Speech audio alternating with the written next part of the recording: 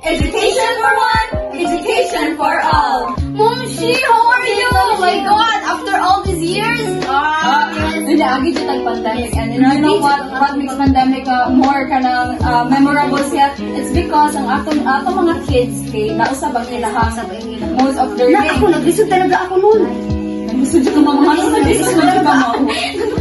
Na si Mela, yung anak ko, nagpa-search sa akin. Also, they're more exposed to social media. Kaya na ako maalam yung ganyan, Momshi. Ngayon, hindi, nag-lisod ako. Nag-lisod ako, Momshi. Kasi, pandemic naman din, Momshi. So, nahirapan talaga tayo kasi yung mga anak natin tutok sa social media. So, kailangan i-guide sila. To the point na, tayo nagsagot ng kanilang mga module, di ba? Okay. Nagsagot, Momshi. So, to answer all our questions, of course, all the momshies out there, kay naasad sila mga questions regarding sa ilahang mga anak and also about sa ilahang learning capabilities sila mga anak. So, we have guest speakers from DepEd personalities right now. Sila ang hatag sa ating information, Momshi. Maura ni Para natin Momshi, sila ang makatumag, Momshi. Mga totoong mga anak. Okay!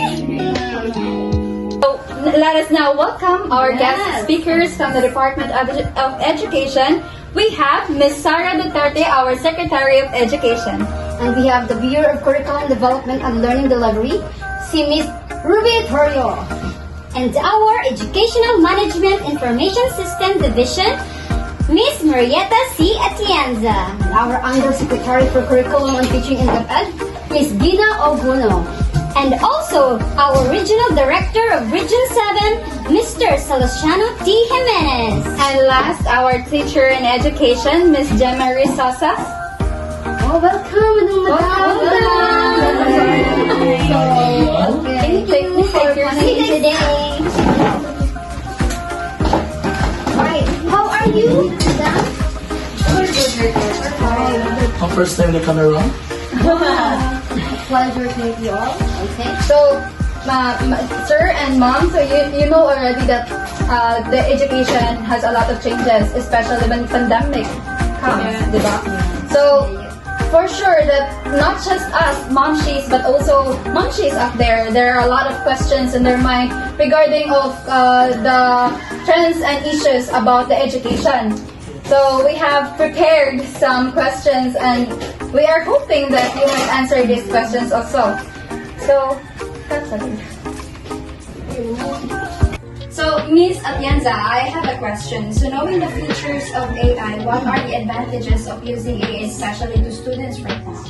Okay, so AI has several advantages for students, including the personalized learning, the instant feedback, the enhanced accessibility, and the 24/7 availability, which improves the engagement. Also, AI creates interactive experiences like what they have said, the gamification, wherein they can value their learnings as its own reward, and it can make them a active learner. Also, students retain information if we are using more senses. Like, we're not only solely relying on the traditional books, but also we have now the audio-video materials, wherein it simulates the imagination of the students. And also, it engage them to explore more senses in their education. So those are the advantages of AI. So, nagamit yun ba yung mga advantages of AI? So it's happy to know nga learning new features of learning currently, they're flexible enough to get what the students Oh, sa mga anak natin, ano natin ang video, no? pero dapat ato na ito AI dyan lagi. Okay. What about you, Miss Gono? What role did AI play in the teaching and learning process?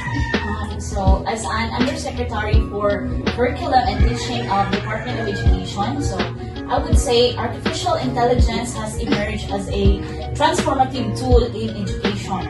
So, serving multiple roles that complements and enhance our traditional teaching and learning process. So, kagaya na lang ng sabi niya, personalized learning process, which AI helps students or provides interventions based on students' performance, and also we have teachers' assistance and productivity, where AI helps teachers helping lesson plan making and resource creation. At ang pinakamahalaga ay ang skills development for the future, lalo na ngayon na nandito na tayo sa digital workforce.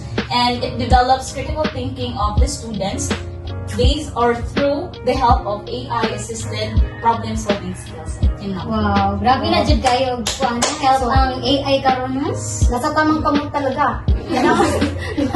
Kailangan natin i-search sa tamang kamot, di ba? Kasi hindi naman natin miss, hindi natin pabayaan natin mga anak na kung ano-ano lang ginagawa sa sa AI, di ba?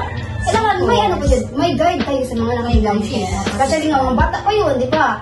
So, proper guidance. So how about you, Miss Sarah Duterte? What role does technology play in modern learning modes such as distance and online learning?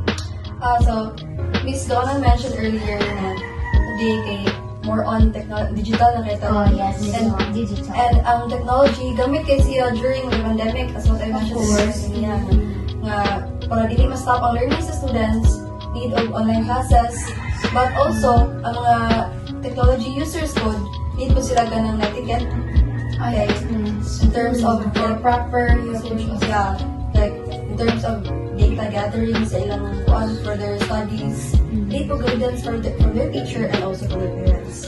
Aming nabantayan talaga, miss, na yung mga anak namin is kanang pag, in terms of online classes, minsan nawawala yung attention nila. Yes. Kasi naglaro pala doon.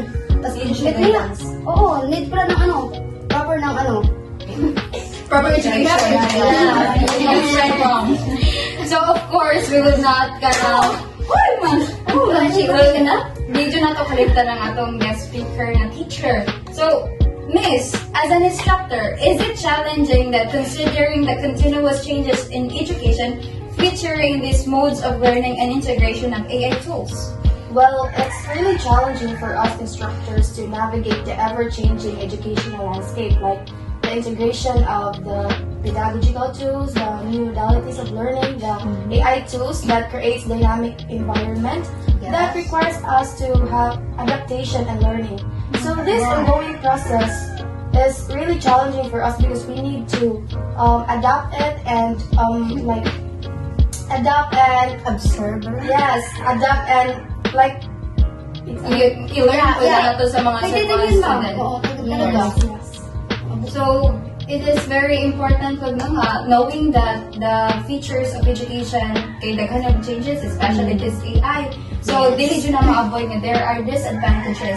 And so, we parents, we are kind of responsible for our children because it is not just the duty of the teacher to teach and to take care of our children because it is also our own responsibility. Hindi din Ma'am Shi, nag-liso din ang ating mga teachers. Of course, because they are not digitally because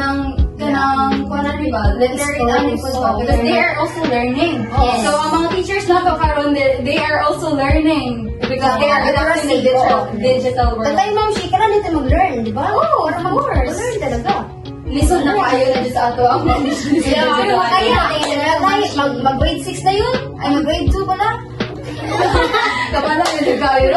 Even a small kid, even a small one. Yung panganay ko, Ma'am Shi, si Jason. Yeah.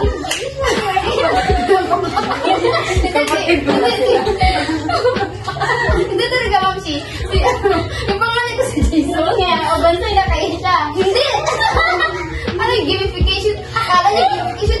Naglaro pala ng ML. ML. Hindi talaga yung dapat. So, yeah. Hindi talaga mga bata yung They need proper education, proper consulting. So, we are also blessed that even though niagi ang pandemic, pero still, the DepEd sees this mga situation ba? So, they're making alternatives that dili ma-stop ang learning sa bata because ang mga foundation sa ilahang po ang yun.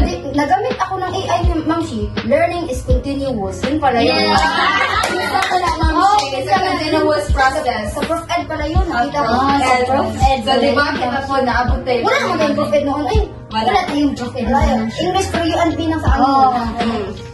So, that's it. Thank you so much for your time, Madam and Sir. So, we are hoping that these changes sa education kay magamit siya solely dun sa education and mahatagan to na po ng proper knowledge and education ng ating mga bata. Information. Sa mga karon nga pagtanaw sa mga other mamshi na ano mga information That's mga sure. information It's good ninyo. Bilang di kita nakapun So I hope that momshies out there gonna answer na ang inyong questions regarding the trends and issues of education. So that's it.